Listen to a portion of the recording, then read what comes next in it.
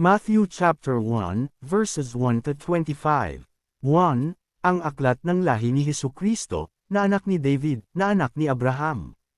2. Naging anak ni Abraham si Isaac, at naging anak ni Isaac si Jacob, at naging anak ni Jacob si Judah at ang kanyang mga kapatid. 3. At naging anak ni Judah kay Tamar si Phares at si Zara, at naging anak ni Phares si Esrom, at naging anak ni Esrom si Aram.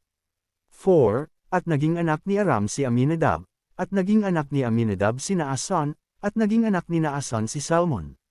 5. At naging anak ni Salmon kay Rahab si Buz, at naging anak ni Buz kay Ruth si Obed, at naging anak ni Obed si Jesse. 6. At naging anak ni Jesse ang haring si David, at naging anak ni David si Salomon, doon sa naging asawa ni Urias.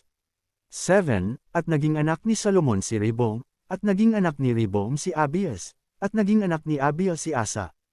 8. At naging anak ni Asa si Josaphat, at naging anak ni Josaphat si Joram, at naging anak ni Joram si Ozias.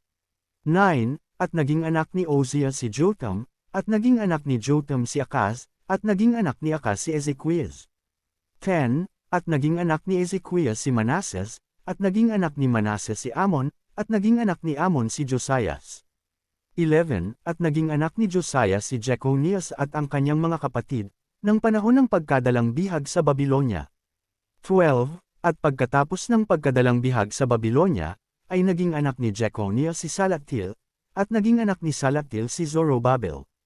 13. At naging anak ni Zorobabel si Abiad, at naging anak ni Abiad si Eliaquim, at naging anak ni Eliaquim si Azor.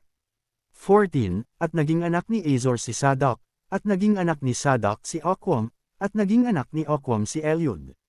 15. At naging anak ni Eliud si Eleazar, at naging anak ni Eleazar si Matan, at naging anak ni Matan si Jacob.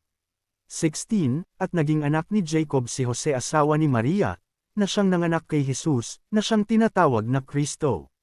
17. Sa makatuwid ang lahat ng mga salit-saling lahi buhat kay Abraham hanggang kay David ay 14 na salit-saling lahi, at buhat kay David hanggang sa pagdalang bihag sa Babilonya ay 14 na salit-saling lahi, at buhat sa pagkadalang bihag sa Babilonya hanggang kay Kristo ay 14 na salit-saling lahi. 18. Ang pagkapanganak nga kay Hesukristo ay ganito, nang si Maria na kanyang ina ay mag-aasawa kay Jose, bago sila magsama ay nasumpungang siya'y nagdadalang tao sa pamamagitan ng Espiritu Santo. 19. At si Jose na kanyang asawa, palibhasa'y lalaking matuwid, at ayaw na ihayag sa madla ang kanyang kapurihan, ay nagpasyang hiwalayan siya ng lihim.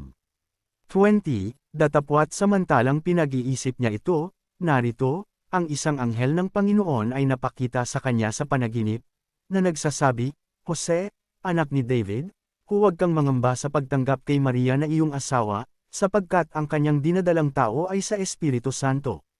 21. At siya'y mangganganak ng isang lalaki, at ang pangalang itatawag mo sa kanya ay Jesus, sapagkat ililigtas niya ang kanyang bayan sa kanilang mga kasalanan. 22. At nangyari nga ang lahat ng ito, upang maganap ang sinalita ng Panginoon sa pamamagitan ng propeta, na nagsasabi. 23. Narito, ang dalagay magdadalang tao at mangganganak ng isang lalaki, at ang pangalang itatawag nila sa kanya ay Emmanuel, na kung liliwanagan, ay samasa atin ang Diyos. 24. At nagbangon si Jose sa kanyang pagkakatulog, at ginawa niya ang ayon sa ipinag-utos sa kanya ng anghel ng Panginoon, at tinanggap ang kanyang asawa. 25. At hindi nakilala siya hanggang sa maipanganak ang isang lalaki, at tinawag niya ang kanyang pangalang Jesus.